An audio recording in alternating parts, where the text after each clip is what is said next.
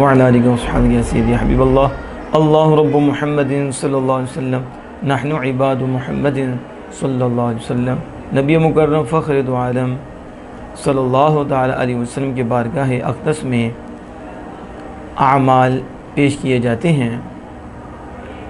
درود شریف کو بار بار پیش کیا جاتا ہے اور یہ اعلیٰ حضرت مرتبت کی تحقیق کے مطابق 10 بار رسول اللہ صلی اللہ علیہ وسلم کے بارگاہ میں مختلف طریقوں سے پیش کیا جاتا ہے اور دیگر اعمال 5 مرتبہ پیش کیے جاتے ہیں۔ اس کے والے سے کچھ پہلے بھی گفتگو کی تھی، آج مزید کی جائے گی۔ اللہ جل وعلا ہمیں نبی مکرم فخر دو عالم صلی اللہ علیہ وسلم کا ادب اور احترام نصیب فرمائے، دل سے ہو کر اور ادب سے درود شریف پڑھنے کی توفیق عطا فرمائے۔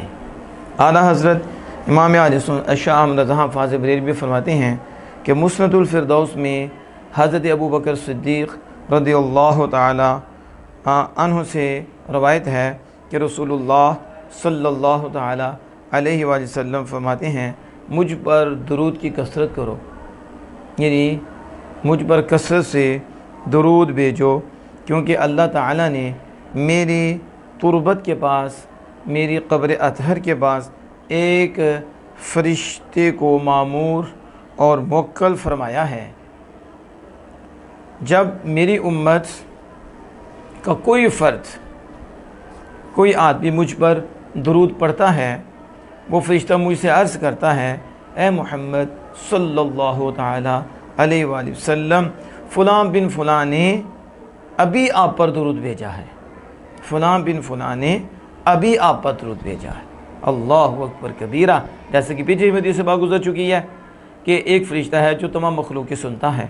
ایک روایت میں یہ بھی ہے کہ تمام بندوں کی سنتا ہے، اور میزان الاعتدال کے والے سے بھی اس کا حوالہ پیش کیا گیا تھا۔ تو وہ رسول اکرم صلی اللہ علیہ وسلم میں عرض کرتا ہے، تو یہ بھی حدیث سے پاک ہے کہ وہ کہتا ہے ابھی آپ کی امتی نے درود بھیجا ہے۔ تو اس طرح حضور صلی اللہ علیہ وسلم کی بارگاہ میں وہ پیش کرتا ہے۔ اللہ اکبر، کتنے خوش قسمت ہیں کہ جن کا نام بھی اور جن کے والد کا نام بھی رسول اللہ صلی اللہ علیہ وسلم کی بارگاہ میں آ جاتا ہے جب وہ آقا دو جہاں صلی اللہ علیہ وسلم پر درود پڑھتے ہیں۔ اس کو کنز العمال باب 6 اور فی الصلاۃ علیہ وعلی آلہ حدیث 81 میں ذکر کیا گیا ہے۔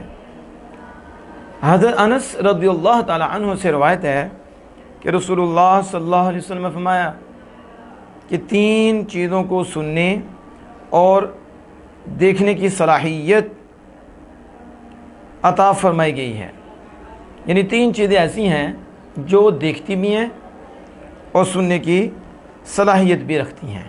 نمبر 1 جنت سنتی ہے۔ اللہ کبیرہ، کیا لوگ علم مصطفیٰ پہ باتیں کرتے ہیں۔ نبی اکرم صلی اللہ علیہ وسلم نے تو جنت کے بارے میں بھی بتایا کہ جنت بھی سنتی ہے۔ ہر بعض لوگوں کا یہی ہوگا تصور، جیسے مثل کے دعوے کرنے والے، حضور کے علم کا انکار کرنے والے، کہ جنت کے کان ہیں تو جنت کیا اس کان سے ہی سنا جاتا؟ جنت سنتی ہے۔ دوزوں کو سننے کی قدرت دی گئی ہے، دوزوں کو بھی سننے کی طاقت دی گئی ہے، دوزوں بھی سنتی ہے۔ میرے سرانے ایک فرشتہ ہے جو سنتا ہے۔ اب حضور کے سرانے ایک فرشتہ ہے جو سنتا ہے، تو جب فرشتہ سنتا ہے، جنت کہاں سے سنتی ہے، دوزخ کہاں سے سنتا ہے؟ تو جن کے صدقے ساری کائنات بنائی ہے وہ ہر جگہ سے سنتے ہیں۔ کاش یہ تصور دل میں پختہ ہو جائے، عقیدہ مضبوط ہو جائے۔ لوگ تو پھیلیوں کی سماعت کے قائل ہوتے ہیں، مقصودی کی سماعت کے قائل ہی نہیں۔ رسول اللہ صلی اللہ علیہ وسلم دور و نزدیک شرک ہو گیا، پتہ نہیں کیسے کیا ہو گیا، لیکن حضور کے صدقے جو بنی ہے مخلوق وہ بھی دور سے سنتی ہے، کہاں سے سنتی ہے۔ فرشتہ بھی سنتا ہے، جنت بھی سنتی ہے، دوزخ بھی سنتی ہے۔ فرمایا جب میری امت میں کوئی شخص کہتا ہے اے اللہ میں تجھ سے جنت مانگتا ہوں، اللہ اکبر، اے اللہ میں تجھ سے جنت طلب کرتا ہوں، تو جنت عرض کرتی ہے اے اللہ اسے میرے اندر میری جگہ میں میرے محل میں رہائش عطا فرما۔ اب دیکھو، اب آپ اس دنیا میں رہتے ہوئے عرض کرتے ہو، اے اللہ، اے اللہ، اے ہمارے رب، اے ہمارے مالک، آپ نے محبوب کریم صلی اللہ علیہ وسلم کے توفیق، آپ کے صدقہ سے ہمیں جنت عطا فرما۔ تو جنت سنتی ہے اور اللہ کی بارگاہ میں عرض کرتی ہے، اے اللہ، اسے میرے محل میں میری جگہ میں مالک اسے رہائش عطا فرما دے۔ آپ دیکھو نا، یہ حدیث نہیں ہے، یہ حدیث کون سنائے گا؟ جس نے اللہ عز و جل اور اس کے محبوب کو مانا ہے۔ یہ حدیث کون سنائے گا؟ جس نے خود عقیدہ نہیں بنایا بلکہ آمینہ کے لال کے فرمان کے مطابق عقیدہ اپنایا ہے، اس لیے وہ یہ فرمان سنائے گا اور بتائے گا جنت کہاں ہے۔ یہاں اللہ کے بندے کی سنتی ہے، تو پھر جن کے صدقے جنتیں بنی ہیں وہ جہاں بھی ہوں ہر مخلوق کی سنتے ہیں، تو جنت سنتی ہے۔ پھر دوزخ کے بارے میں نبی اکرم صلی اللہ علیہ وسلم نے فرمایا، جب کوئی شخص میری امت میں سے کہتا ہے، اے مالک، پروردگار، مجھے دوزخ سے محفوظ رکھ، آگ سے پناہ دے دے، آگ سے حفاظت دے دے، تو جہنم عرض کرتا ہے، اے اللہ، اسے مجھ سے بچا، مجھ سے محفوظ رکھ، مجھ سے اس کی حفاظت فرما۔